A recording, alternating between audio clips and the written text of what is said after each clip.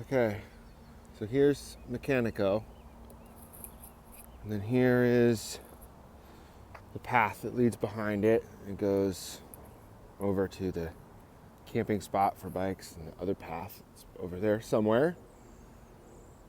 And then you can see straight ahead back here. That's the big toy jungle gym stuff. And then there's a hotel.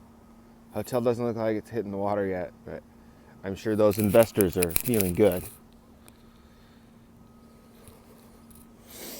And here's the auditorium, or amphitheater, excuse me.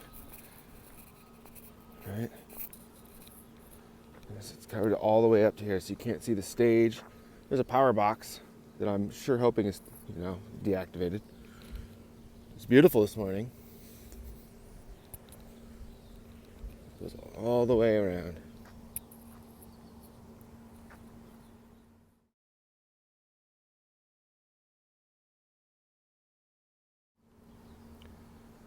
I think maybe I'll walk around from the other side of the hotel, see what it's like on that side.